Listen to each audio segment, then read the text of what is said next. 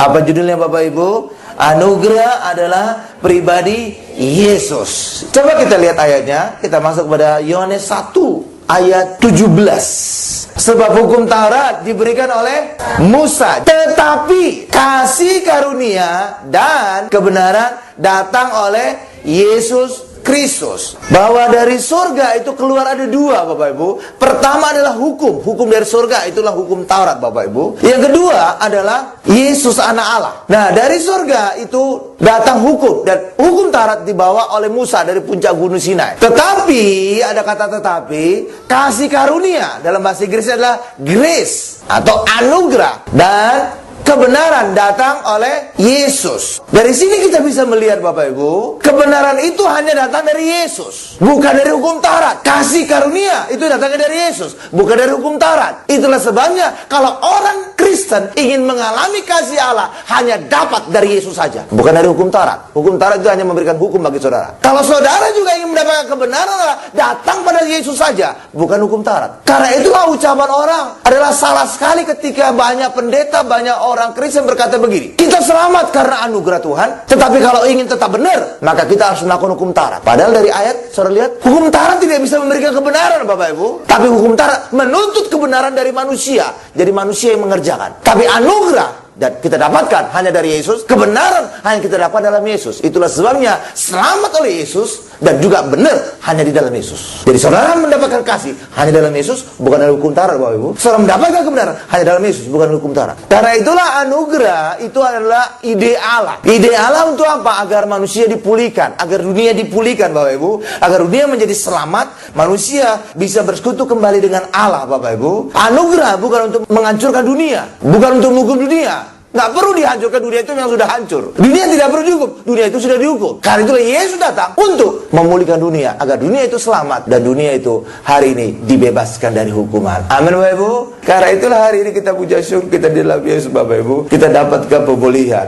Dan sifat Allah itu adalah anugerah. Ya, anugerah itu bukan ajaran, bukan doktrin, tapi anugerah itulah pribadi Yesus sendiri. Anugerah itulah kasih karunia dan kebenaran kita dapatkan dalam Yesus. Sedangkan hukum Taurat itu tidak bisa memberikan anugerah, Bapak Ibu.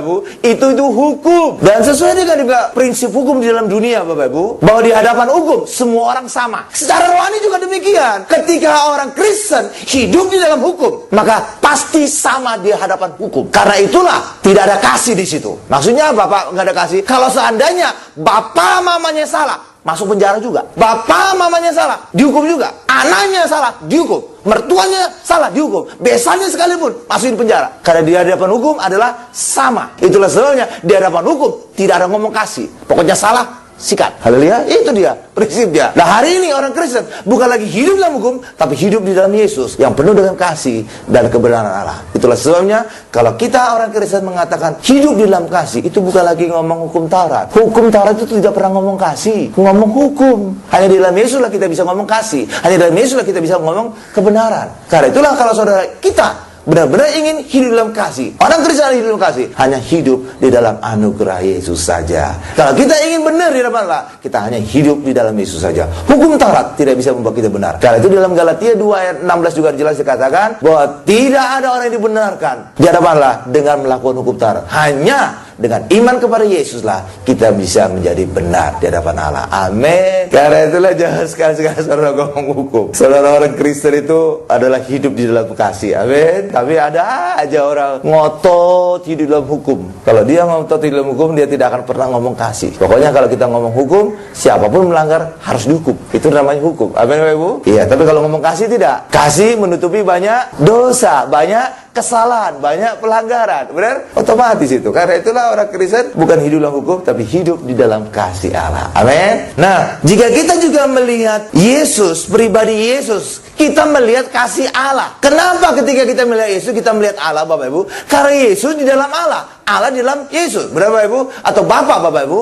Kita melihat Bapa, kita melihat Yesus, kita melihat Bapa. Ya, kenapa demikian? Karena Yesus di dalam Bapa, Bapa di dalam Yesus. Benar? Dan hari ini kita di dalam Yesus, maka kita juga otomatis di dalam Bapa, menyatu dengan Bapa. Dan tidak ada kuasa di langit dan di bumi yang bisa memisahkan kita dengan Bapa dalam kasih Yesus. Jadi acuannya kita harus di dalam Yesus.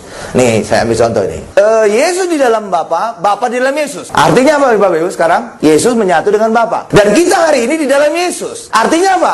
Maka kita juga menyatu dengan Bapa. Jadi kita menyatu dengan Bapa karena kita di dalam Yesus yang telah menyatu dengan Bapa di surga. Itulah sebabnya hari ini hanya di dalam Yesus lah kita mendapatkan apa yang Yesus alami. Yesus menyatu dengan Bapa, maka kita juga di dalam Yesus kita menyatu dengan Bapa yang di surga. Amin. Itulah sebabnya ya sebagaimana juga murid-murid melihat kepada Yesus, maka mereka juga akan melihat Bapa. Nah, Allah mengasihi dunia sehingga mengaruniakan Yesus supaya setiap kita hari ini beroleh kehidupan kekal. Mari kita buka Yohanes 3:16. Karena begitu besar kasih Allah akan dunia ini atau orang Kristen ini. Nah, artinya Bapak Ibu, jadi sebenarnya Yesus itu mengasihi seluruh dunia, bukan hanya orang Kristen, Bapak Ibu, tapi orang Kristen yang mengerti tentang kasih Yesus itu. Itulah sebabnya kita bisa mengalami kepenuhan kasih Allah di dalam diri kita. Amin. Sedangkan dunia tidak mengerti, malah menolak, malah curiga. Itulah sebabnya mereka tidak dapatkan kasih Allah di dalam hidup mereka. Padahal sebenarnya Yesus mengasihi dunia. Bahkan juga sebenarnya Yesus menebus dunia. Ya, Yohanes Pembaptis melihat Yesus dan mengatakan kepada murid-muridnya, lihat dia anak domba Allah yang menanggung dosa dunia, bukan dosa orang Kristen, dosa dunia yang ditanggung. Ya, itulah sebabnya pada saat Yesus mati di kayu salib, Bapak Ibu, seluruh dunia nama mereka tercatat di dalam buku kehidupan. Seluruh dunia, karena Yesus menebus bukan orang Kristen, seluruh dunia. Maka seluruh dunia nama mereka semua tercatat di dalam kitab kehidupan. Tetapi kemudian ketika mereka tidak percaya kepada Yesus, itulah saatnya nama mereka dihapus. Nama mereka dihapus satu persatu. Artinya dihapus apa Bapak Ibu? Artinya sebelumnya ada di situ, tercatat di situ. Itulah sebabnya bisa dihapus. Kalau tidak tercatat, bagaimana mungkin bisa dihapus? Bapak Ibu, haleluya, lah iya dong. Itulah sebabnya pada saat Yesus mati di atas kayu salib, seluruh nama orang dunia tercatat dalam kitab kehidupan. Tapi ketika mereka tidak percaya, itulah saja satu dihapus. Si Ahmad dihapus, Abu Bakar dihapus.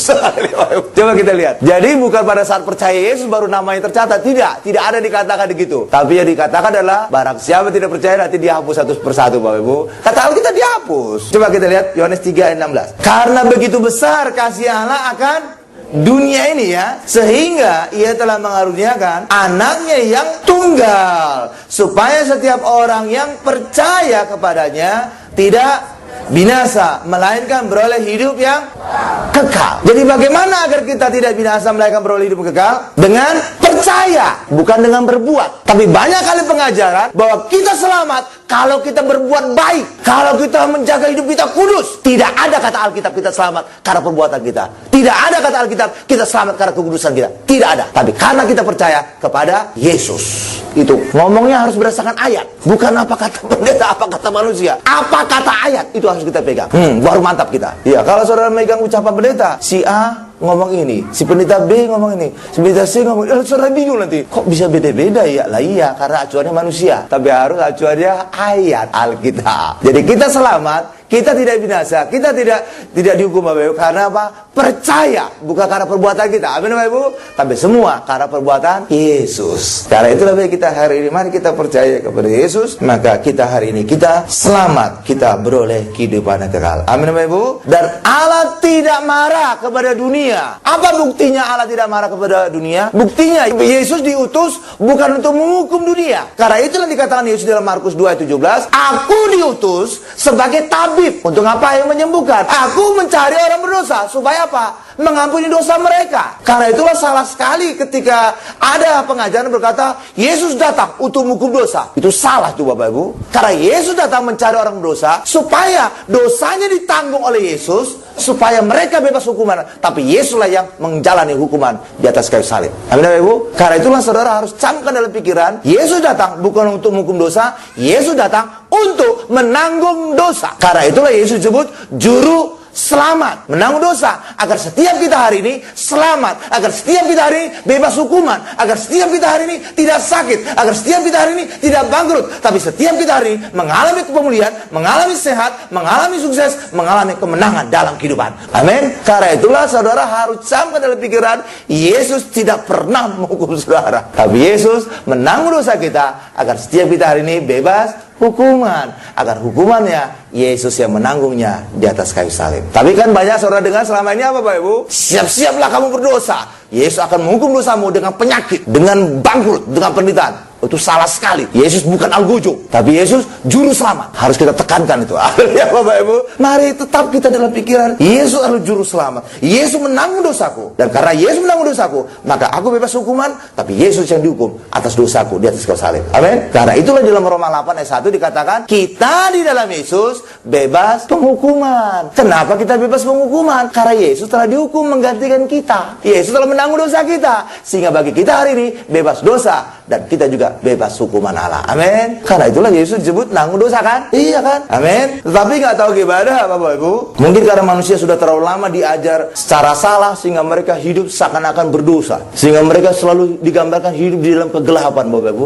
Padahal Yesus sebenarnya datang membawa terang dunia, Bapak Ibu. Tetapi karena manusia sudah terlalu lama di dalam kegelapan dosa, sehingga ketika Tuhan mengangkat kita keluar dari kegelapan, masuk kepada terang yang ajaib, manusia jadi ketakutan. Apa ini? Aku biasa hidup dalam kegelapan, aku biasa terikat. Sekarang aku hidup dalam terang, aku hidup dimerdekakan. Sehingga banyak orang Kristen seringkali malah jadi ketakutan Bapak Ibu. Hari ini sadari bahwa Yesus datang hukum kita, Yesus datang memulihkan kita, membebaskan kita dari kegelapan untuk masuk terangnya ajaib, dan juga membebaskan kita. Sehingga hari ini saudara, setiap kita bukan lagi hamba, bukan lagi terikat, tapi hari ini kita adalah anak Allah yang merdeka. Amin. Kita masuk sekarang bagian kedua Bapak Ibu, pemeliharaan Allah. Nah, pada saat bangsa Israel keluar dari tanah Mesir Bapak Ibu, bangsa Israel tidak langsung masuk tanah Kanaan, tapi bangsa Israel masuk padang gurun. Itu adalah persiapan untuk manusia siap masuk tanah Kanaan Bapak Ibu. Nah, di padang gurun semuanya kering, semuanya kekurangan. Tapi di situ juga Allah ingin menunjukkan bahwa apapun situasi manusia tidak bisa menghalangi Allah untuk memberkati manusia itu berkelimpahan. Suasana padang gurun sekalipun, Allah bisa membuat bangsa Israel, umatnya, kita bisa berkelimpahan. Dan itulah yang terjadi Bapak Ibu. Di padang gurun bangsa Israel mendapatkan apa Bapak Ibu? Roti mana di pagi hari, berkelimpahan. Jadi pagi makan roti mana, sore makan burung puyuh, itu berkelimpahan. Padahal secara manusia, padang gurun itu pasti kekurangan. Makanan pasti kurang. Apalagi makan daging, itu pasti kurang Bapak Ibu.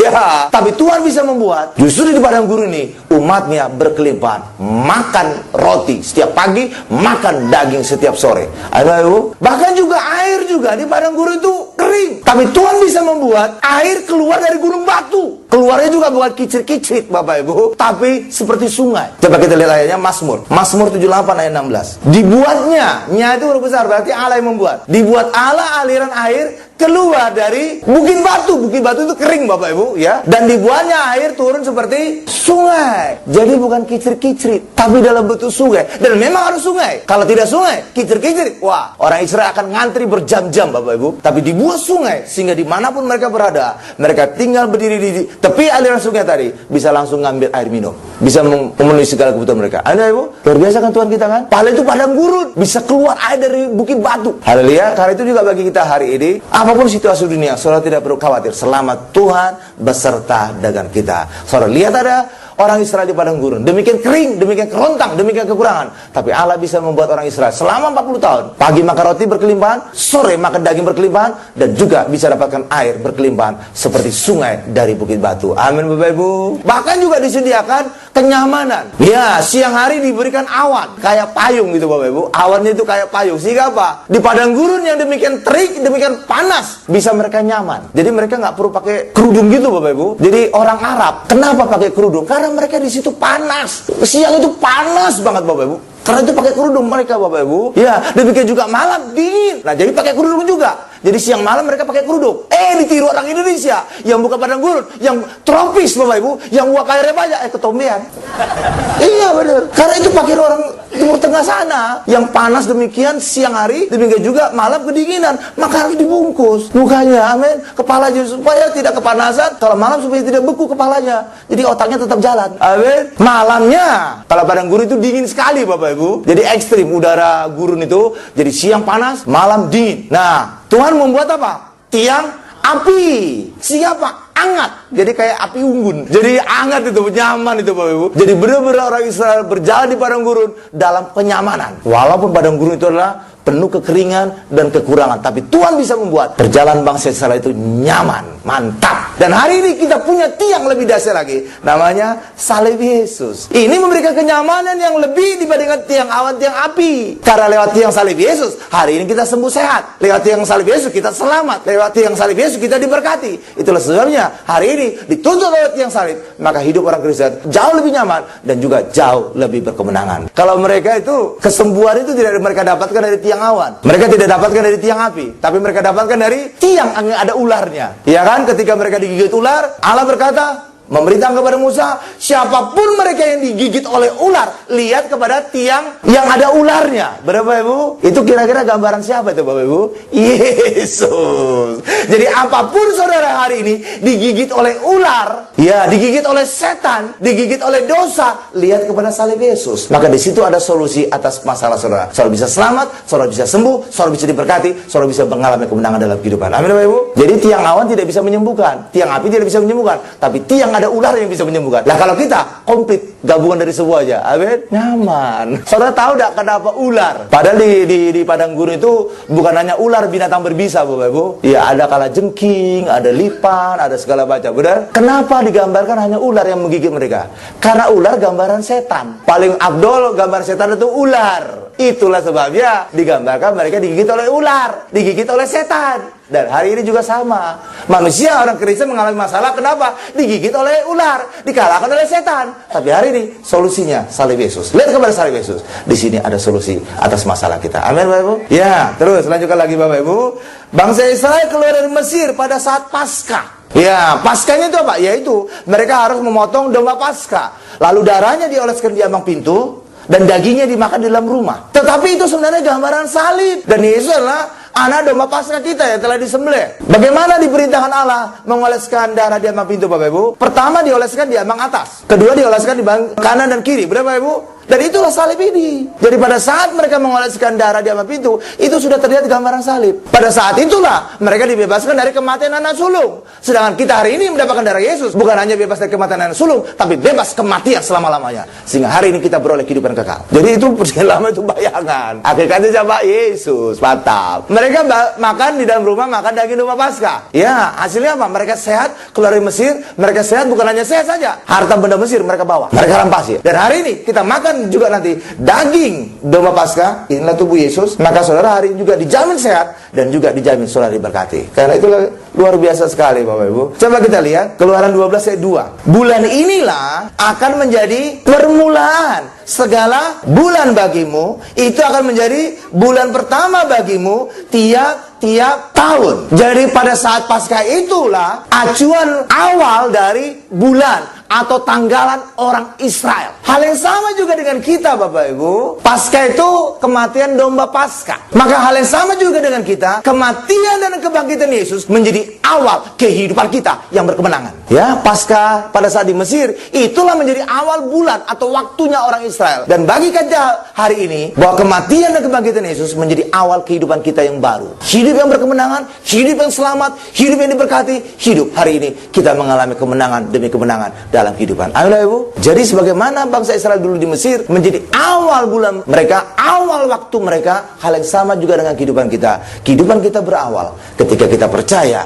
kematian dan kebangkitan Yesus. Itulah hidup baru kita. Itulah awal kehidupan kita yang selamat, yang diberkati, yang berkemenangan. Amin Bapak Ibu. Nah, ada sedikit koreksi Bapak Ibu. Selama ini acuan tanggalan kita Masehi. Apa artinya 2014 Bapak Ibu? 2014 tahun sejak kelahiran Yesus. Karena itulah tanggalan kita disebut tanggalan Masehi atau tanggalan Isa Al-Masih. Karena itulah ada istilah SM dan M. Apa SM? Sebelum Masehi dan Masehi. Dan bahasa Inggrisnya apa? BC dan AC. BC adalah before Christ, AC after Christ. Maksudnya after atau before Christ itu apa? Kelahirannya Yesus, benar? Jadi acu aja kelahiran Yesus. Itulah sebabnya sebenarnya tahun baru itu mengacu kepada Natal, kelahiran Yesus. Amin. Ya, jadi orang di luar sana berkata begini, Natal itulah perayaan orang Kristen, sedangkan tahun baru perayaan kita semuanya, seluruh dunia. Mereka tidak sadar bahwa tahun baru juga sebenarnya mengacu kepada Natal, mengacu kepada kelahiran Yesus. Jadi ketika mereka merayakan tahun baru,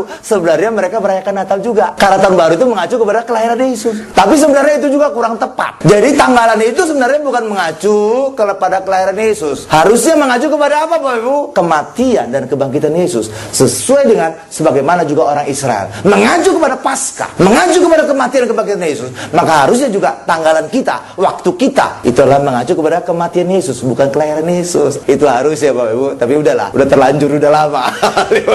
Udah 2000 tahun. Haleluya. Oke. Sekarang kita masuk kepada bagian yang ketiga. Pentakosta orang Israel dan Pentakosta orang Kristen. Jadi bukan hanya orang Kristen aja merayakan Pentakosta, Bapak Ibu, tapi orang Israel juga. Tapi acuan peringatannya berbeda. Kalau orang Kristen apa acuannya Pentakosta? Turunnya Roh Kudus. Tapi bagi orang Israel bukan turunnya Roh Kudus, karena mereka nggak percaya Yesus. Lalu turunnya apa, Bapak Ibu? Hukum Taurat. Di mana? Di Gunung Sinai. Dan itu menjadi peringatan bagi mereka Pentakosta sampai sekarang ini. Jadi kalau saudara punya teman orang Yahudi, tanya, apa makna perayaan Pentakosta bagi kamu? Pasti pada saat turunnya hukum Taurat di Gunung Sinai. Tapi bagi orang Kristen, Pentakosta adalah saat turunnya Roh Kudus di Bukit Sion di Yerusalem sana. Dan benar-benar kayak bertolak belakang, Bapak Ibu. Coba kita lihat dulu ayatnya tentang Keluaran 24 ayat 12. Tuhan berfirman kepada Musa, naiklah menghadap aku ke atas gunung dan tinggallah di sana. Maka aku akan memberikan kepadamu loh batu, yakni hukum dan perintah yang telah aku tuliskan untuk diajarkan kepada mereka. Jadi ditulis di loh batu. Dan inilah satu-satunya firman yang ditulis oleh jari-jari Allah pada batu. Yang lainnya tidak ada, Bapak Ibu. Jadi pada saat Musa naik inilah, Bapak Ibu, kemudian turun dia membawa 2 loh batu. Nyampe enggak kepada orang Israel, Bapak Ibu? Enggak nyampe. Keburu Musa menimpuk batunya. Karena ketika Musa melihat orang Israel lagi menyembah patung lembu emas, Bapak Ibu, di bawah sana, di kaki gunung, Bapak Ibu, Musa emosi jiwa, marah, Bapak Ibu. Sehingga apa? Yang di tangannya ada 2 loh batu. 2 loh batu dia timpuk ke bawah. Jebret. Pecah gak? Pecah. Jadi sebenarnya 2 loh batu yang asli tidak pernah sampai kepada orang Israel. Keburu pecah ditimpuk oleh Musa. Batu loh yang asli tidak sampai kepada orang Israel, tapi keburu pecah karena dilempar oleh Musa. Lalu kemudian apa? Maka kemudian Allah berkata kepada Musa, buat lagi duplikatnya. Jadi bukan yang asli. Buat lagi 2 loh batu ini, bawa ke puncak gunung, dan aku tulis kembali. Jadi sebenarnya 2 loh batu yang asli tidak pernah diterima oleh orang Israel, keburu pecah. Tapi yang diterima oleh orang Israel kemudian apa? Duplikatnya, bukan yang asli. Itu fotokopinya, Bapak Ibu. Itulah sebabnya ketika orang Israel kemudian menghidupi hukum Taurat, mereka bukan menghidupi yang asli. Karena itulah pada saat orang Israel menghidupi hukum Taurat, mereka menghidupinya secara fisik. Tetapi ketika Yesus datang, maka hukum Taurat itu dipulihkan. Bukan hanya dipulihkan, tapi digenapi. Apa pemulihan Yesus pada hukum Taurat, Bapak Ibu? Bahwa hukum Taurat bukan hanya dilakukan secara fisik, tapi juga di dalam hati juga tidak boleh dilanggar. Kamu bukan hanya berzina secara fisik, tapi menginginkan wanita saja dalam hati dan ngeres, kamu sudah berzina dalam hatimu. Nah, itulah pemulihan hukum Taurat, Bapak Ibu. Bukan hanya secara fisik, hati pun tidak boleh dilanggar. Ya, kamu marah kepada sesamamu, kamu telah membunuhnya di dalam hatimu. Nah, itulah sebenarnya bentuk hukum Taurat yang asli. Tapi kenapa orang Israel tidak menghidupi Taurat yang asli? Karena yang mereka terima juga bukan loh batu yang asli, duplikatnya. Yang asli sudah pecah oleh Musa. Tapi ketika Yesus datang, Taurat yang aslinya dipulihkan. Bukan hanya dipulihkan, bahkan juga digenapi Yesus lewat kematiannya di atas kayu salib. Itulah sebabnya di dalam Roma 10 ayat 4, Kristus adalah kegenapan hukum Taurat. Karena itulah kenapa seolah-olah ketika Yesus datang, hukum Tauratnya diperberat. Haleluya. Berzina bukan hanya fisik, tapi dalam hati juga nggak boleh piktor. Ya, marah juga sudah dianggap membunuh dalam hati. Ya, kenapa bisa demikian? Karena selama ini yang dihidupi oleh orang Israel adalah Taurat duplikat, bukan Taurat yang asli. Tapi Yesus kemudian memulihkan menjadi Taurat yang asli, bukan hanya memulihkan, tetapi juga sekaligus menggenapinya. Amin, Bapak Ibu. Nah, pada saat Pentakosta yang pertama, hukum Taurat turun. Dan pada saat itu, apa yang terjadi? Ada perubahan yang terjadi. Perubahannya adalah, semula mereka ketika keluar dari Mesir sampai Gunung Sinai, mereka hidup dalam anugerah Tuhan. Itulah sebabnya mereka ngomel-ngomel sedikit, Allah masih memberkati. Laut merah dibelah dua. Ketika ngomel-ngomel dikit, karena ada air di Marah pahit, Allah ubah jadi manis. Ya, ketika mereka ngomel-ngomel lapar, ya Allah kirim mana yang berkelimpahan. Ketika mereka pingin daging, ya mereka dapatkan burung puyuh setiap sore. Amin. Jadi kapan saja mereka ngomel, Allah masih memberkati. Kenapa? Karena semua itu bukan tergantung kepada ketaatan, kesetiaan, kebaikan mereka, tapi semua tergantung kepada kebaikan Allah. Tetapi sejak dari Gunung Sinai, mereka menerima hukum Taurat, sehingga mereka merubah kehidupan anugerah tadi menjadi hidup di dalam Taurat. Maka bukan lagi tergantung kepada kebaikan Allah, tapi tergantung kepada kebaikan orang Israel. Itulah sebabnya sejak dari Gunung Sinai, kapan saja mereka ngomel, langsung mati mereka. Karena bukan lagi tergantung kepada kebaikan Allah, tapi tergantung kepada kebaikan mereka. Itulah dampak dari Pentakosta pertama orang Yahudi. Tapi bagi kita hari ini orang Kristen punya Pentakosta yang lain. Namanya Pentakosta turunnya Roh Kudus. Dan Pentakosta orang Kristen berlawanan dengan Pentakosta orang Yahudi. Orang Yahudi Pentakostanya lah berubahnya anugerah menjadi hukum Taurat. Tapi ketika Pentakosta orang Kristen dari kondisi hidup hukum Taurat menjadi hidup di dalam anugerah, di dalam Roh Kudus. Itulah sebabnya bagi kita hari ini, saudara diberkati, saudara disembuhkan, saudara mengalami sukses, bukan karena kebaikan saudara, tapi semua karena kebaikan Allah di dalam Yesus Kristus. Amin. Karena itulah bagi kita hari ini, Yesus datang untuk memulihkan kembali manusia hidup di dalam anugerah Allah. Allah semua yang mengerjakan, Allah semua yang menyediakan, Allah semua yang melakukan semuanya. Itu karena kebaikan Allah. Itulah sebabnya di dalam kita hari ini, saudara diselamatkan, saudara ditebus ketika saudara masih berdosa. Itu kata ayat Bapak Ibu. Ya, jadi bukan karena kebaikan saudara selamat, tapi semua karena kebaikan Allah bagi setiap kita umat berdosa. Amin ya Bu. Karena itulah beda sekali Pentakostanya orang Yahudi dengan Pentakostanya orang Kristen. Orang Yahudi merubah anugerah menjadi Taurat, sedangkan Pentakostanya orang Kristen merubah Taurat menjadi anugerah. Itulah sebabnya orang Kristen bukan lagi hidup dalam Taurat, tapi sekarang kita hidup di dalam anugerah Yesus saja. Dan pada saat Pentakosta pertama turunnya Taurat, lahir dua hal berikutnya Bapak Ibu. Apa? Bait Allah dan keimaman Harun. Dan itu sebenarnya juga adalah untuk solusi atas kegagalan orang Israel terhadap hukum Taurat, Bapak Ibu. Pada saat Musa turun dari Gunung Sinai, banyak kali orang berpikir bahwa Musa hanya membawa 2 loh batu saja. Berapa Ibu ya? Ya, dari sekolah minggu kita pasti diajar bahwa Musa turun dari Gunung Sinai membawa 2 loh batu. Padahal sebenarnya pada saat Musa turun dari Gunung Sinai bukan hanya membawa 2 loh batu, tetapi juga konsep atau blueprint dari pembangunan bait Allah. Tapi tidak kelihatan Pak di bawahnya Pak, ada di dalam otaknya. Itulah sebabnya Allah berkata kepada Musa, "Hai Musa, bangunlah bait Allah di kaki Gunung Sinai sesuai dengan apa yang aku perlihatkan di puncak gunung." Artinya apa? Konsep pembangunan bait Allah sudah ditunjukkan Allah kepada Musa. Itu yang diingat, direkam, dan itu kemudian akan diwujudkan nanti di kaki Gunung Sinai. Dan itulah bait Allah pertama. Dan ada bait Allahnya, ada juga imamnya. Dan itulah Imam Harun, dan juga nanti kelak akan keturunannya. Amin Bapak Ibu. Pak, kenapa harus ada bait Allah Pak? Karena Allah tahu bahwa orang Israel pasti gagal melakukan hukum Taurat. Loh, kenapa bisa gagal Pak? Iya, hukum Taurat itu sempurna, sedangkan manusia itu tidak sempurna. Itulah sebabnya manusia yang melakukan hukum Taurat pasti gagal. Tapi Allah tidak ingin manusia, bangsa Israel dimusnahkan. Karena apa?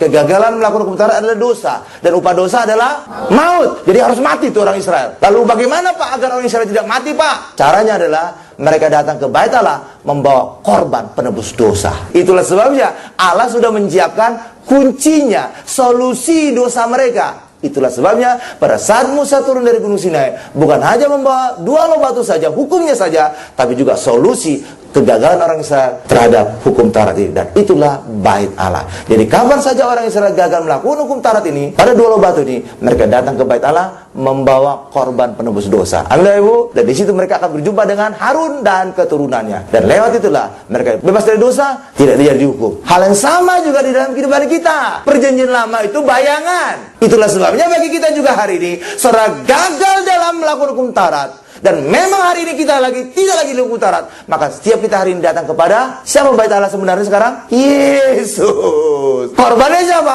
Juga Yesus. Jadi Yesus merangkap. Yesus bait Allahnya, Yesus korbannya, Yesus juga imam besarnya. Itulah sebabnya kapan saja saudara berdosa, datang saja kepada Yesus. Maka semua dosa kita akan ditebus oleh Yesus. Kita dibebaskan dari dosa, sehingga setiap kita hari ini tidak mengalami maut, tapi setiap kita hari ini beroleh kehidupan yang kekal. Amin. Coba kita lihat bahwa sekarang Yesus adalah imam besar kita. Ibrani 8 ayat 1. Inti segala yang kita bicarakan itu ialah kita mempunyai imam besar yang demikian, yang duduk di sebelah kanan tata yang maha besar di sorga. Siapa itu Bapak Ibu? Yesus. Imam besar kita adalah Yesus. Itulah sebabnya bagi kita hari ini, mari tetap di dalam Yesus, tetap dalam anugerahnya. Maka setiap kita hari ini sadar bahwa Yesus adalah imam besar kita, Yesus adalah bait Allah kita, Yesus adalah korban kita. Dan hari ini kita terima saat perjamuan kudus. Maka setiap kita hari ini bebas dari dosa, sehingga Tuhan hari ini memberikan segalanya bagi kita. Kita diberkati, kita sehat, kita sukses, kita berhasil, dan kemenangan kita terus selama-lamanya. Amin. Berikan kemuliaan paling dahsyat, luar biasa, paling lama bagi Tuhan Yesus. Kita tundukkan kepala kita.